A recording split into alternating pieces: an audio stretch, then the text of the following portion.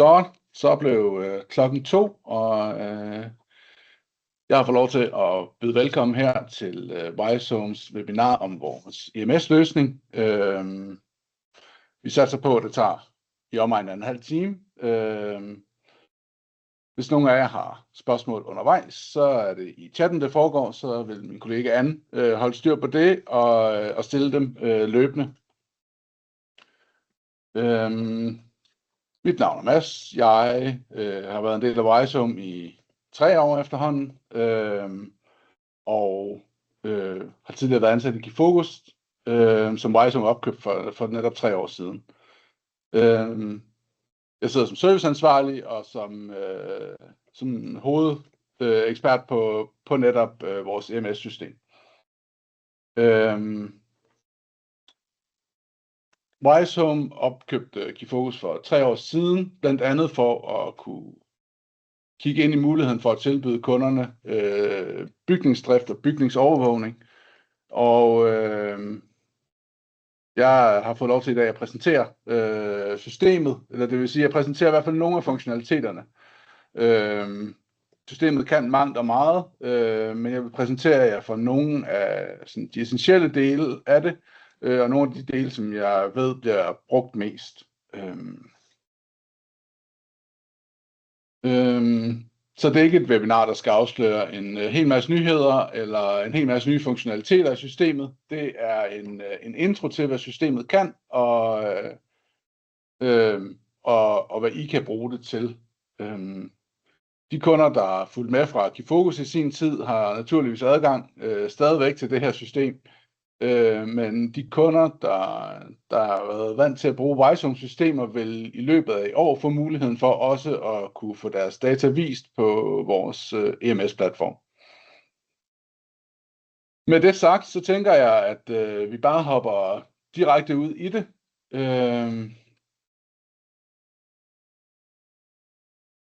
Systemet, det er det her. Sådan den helt korte intro er ude til venstre, er der en opdeling i bygninger eller afdelinger, alt efter hvad ens behov er. Og oppe i toppen er der nogle forskellige menupunkter på, hvordan man kan bruge data. Jeg klikker mig lige lidt ned i den her boligforening. Alt det data, I ser herinde, er så vidt muligt live data.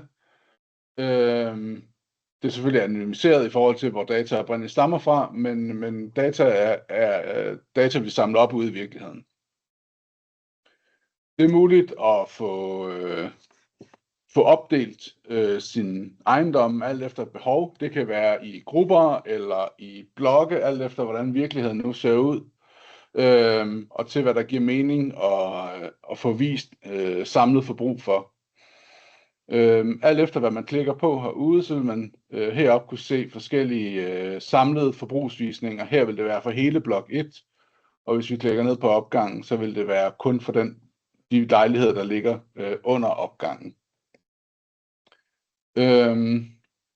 Heroppe i toppen, der er det også muligt at vælge flere år til, så man kan sammenligne hen over flere år.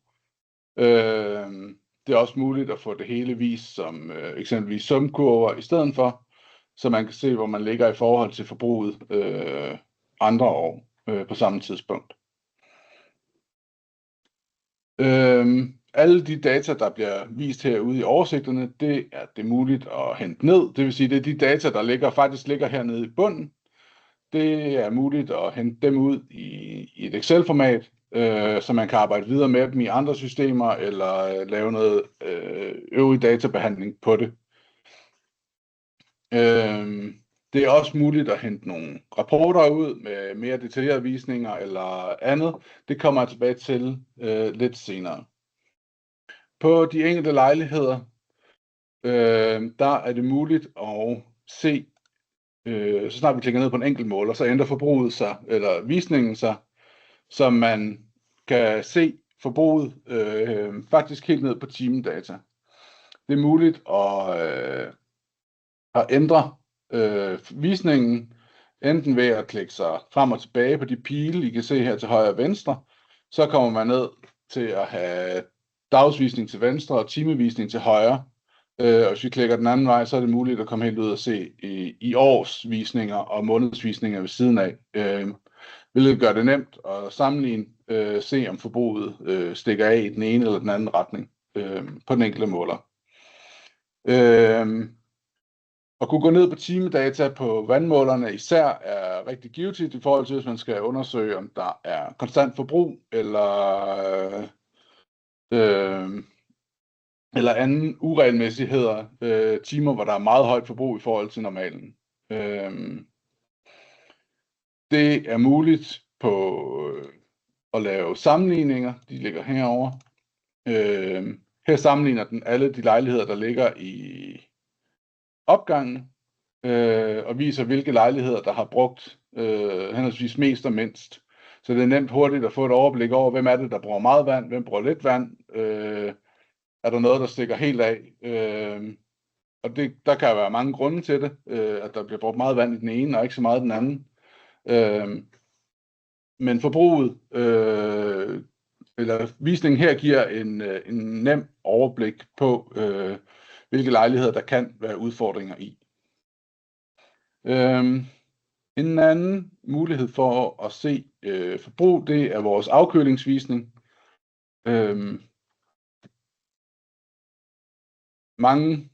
Typisk så kigger man jo efter energiforbruget, men afkølingen er jo det, der ofte giver straf fra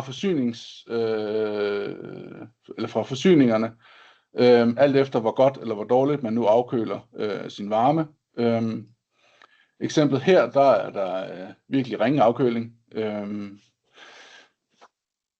Cirka 2-3 grader. Og det vil formodentlig være, hvis man har det her på en hovedmåler, vil man kunne se ind i et relativt stort strafgebyr fra forsyningen. Nogle forsyninger benytter sig også af returtemperaturen, som det de måler efter. Den er også muligt at få vist. Her vist ved, at returtemperaturen ligger omkring de 40 grader. Det er igen muligt at klikke sig helt ind på enkelte timer og se, hvad har returtemperaturen været. Den laver gennemsnit, jo længere ud vi kigger i oversigten. Det er også muligt at få det på hovedmålerne. Det kommer lidt an på forsyningsselskabet, om de er villige til at enten udlevere en krypteringsnøgle til, at vi selv kan samle data på måleren, eller sende data til os. Men hvis de er villige til at samarbejde, så kan al den data fra forsyningsselskabet, fra hovedmålerne, også blive vist herinde. Der kan rigtig hurtigt blive meget data at skulle overvåge og kigge igennem. Og netop derfor har vi vores alarmsystem til at kigge ind i, når der er noget, der ikke er, som det skal være. Vores alarmer kan sættes op på mange måder. Der kan være mange typer af alarmer. Nogle af de mest gængse vil være alarmer, der måler konstant forbrug på vand. Så det vil sige vandmålere, der løber vand igennem alle 24 timer i døgnet. Vi havde for nylig en kunde, som lige er kommet på systemet. Og i det data, vi begynder at få ind, så inden for den første uge, kan vi konstatere, at de har en lejlighed, hvor der løber ca. 100-150 liter igennem i timen. Det svarer til ca. 250 kroner i døgnet, potentielt op mod 90.000 kroner om året i vand, der bare løber direkte igennem, formodentlig et toilet. Vi kunne konstatere, at dagen efter de var blevet orienteret, så var vandspillet stoppet. Så jeg formoder, at de har haft en vicevært ude og kigge nærmere på det. Vi har set adskillige vandspil, som bliver stoppet tidligt, i stedet for, at det får lov til at udvikle sig. Det her formodentlig også startet småt, men i og med, at det ikke har været konstateret tidligere, så ser vi det først, da det virkelig går galt. Det er også muligt at opsætte alarmer på dårlig afkøling. Det vil sige, hvis ens afkøling eller ens returtemperatur krydser en grænseværdi, så vil der blive sendt en mail ud. Vi har en kunde, en af vores større kunder, som bruger det konsekvent på de afdelinger, hvor de har energimålere, og sparer op mod 500.000 om året på at undgå de her afkølingsgebyrer fra forsyningsselskabet. Fordi de netop kan reagere, fordi de kan kigge på de enkelte måler og finde ud af, hvor er det henne problemet egentlig er. Hvis de får udfordringer på en hovedmåler, så kan de ved hjælp af de øvrige målinger i afdelingen prøve at pinpointe ind præcis, hvilke installationer er det, der giver de her udfordringer. Alarmerne er til at sætte op på alle mulige typer af forbrug, og der er en lang række. Det er også muligt at få alarmer på manglende data, eller højt forbrug, eller hvis der ikke er noget forbrug. Det kunne være en elmåler, man ved, den her skal der gerne være forbrug på hele tiden. Så er det muligt at få en alarm sendt ud. Alarmgrænserne kan justeres alt efter jeres erfaring og jeres behov, og kan justeres ind løbende. Det er muligt at tilføje en eller flere modtagere, som enten får besked på en sms eller på mail, alt efter hvad behovet er, og hvor hurtigt der skal kunne reageres på alarmen. Det er også muligt at sige, at man kun er interesseret i at se alarmen i nogle af månederne på året. Det kunne for eksempel være afkøling, som typisk vil være dårligere hen over sommermånederne, fordi der ikke er så meget forbrug på. Og det er også muligt at sige, at man kun vil have en alarm hver mandag eller hver fredag. Og så vil den samle op og sige, så sender den så en alarm afsted, hvis der har været noget i den forgangne uge. Så det kan sættes op på rigtig mange måder, og det er muligt at sætte alarmer helt ned på den enkelte måler, så det er muligt at sætte en anden alarm på en hovedmåler, end det er på en lejlighedsmåler, så der ikke bliver registreret konstant forbrug, bare fordi at hovedmåleren har konstant forbrug til 200 lejligheder, men der først bliver sendt en alarm afsted, når det er en enkelt lejlighed, der har konstant forbrug. Vi vil rigtig gerne hjælpe med alarmopsætning og styre og få det sat op til jer og få det justeret ind i jeres systemer, så det giver mening for jer og værdi for jer.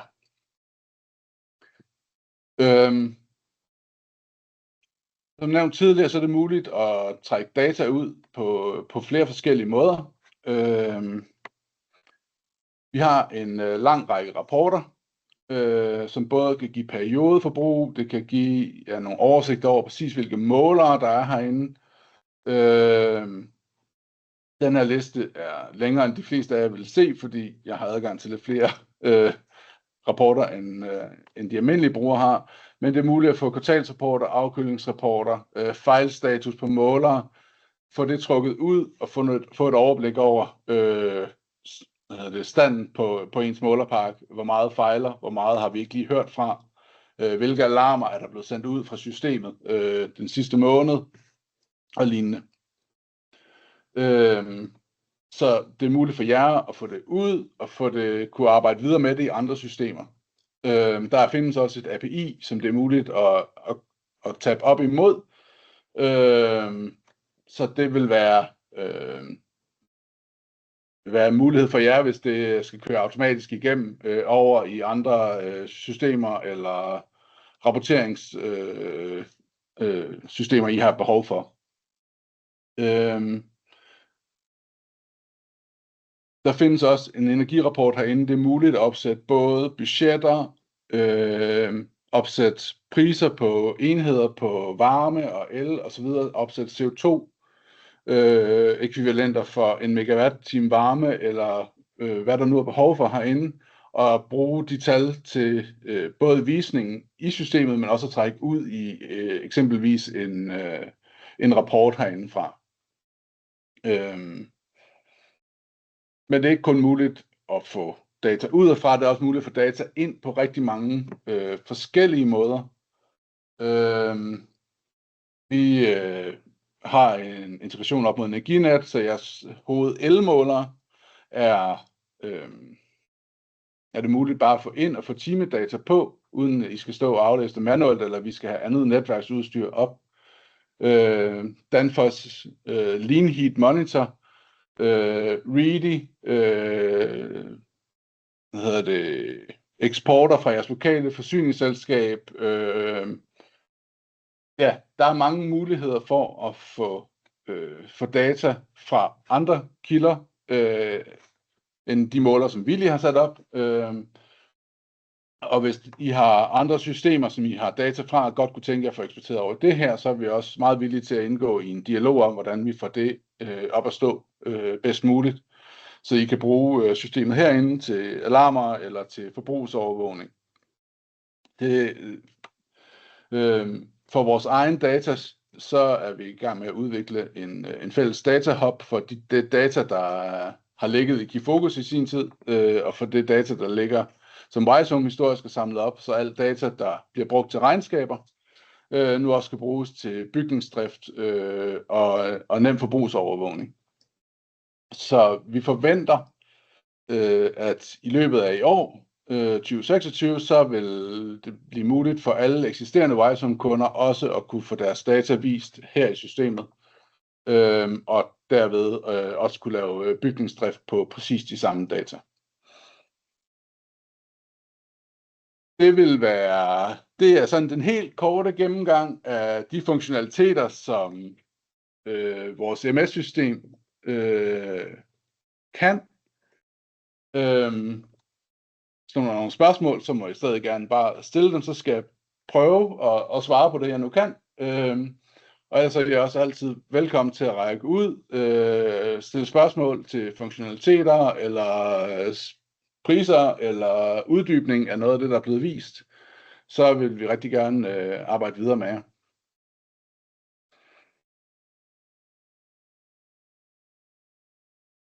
Ja. I får lige et halvt sekund til at skrive en besked, hvis der er nogen, der har noget. Ellers så vil jeg bare sige tak, fordi I lyttede med og kiggede med, og ønske jer alle sammen en rigtig god dag. Tak for nu.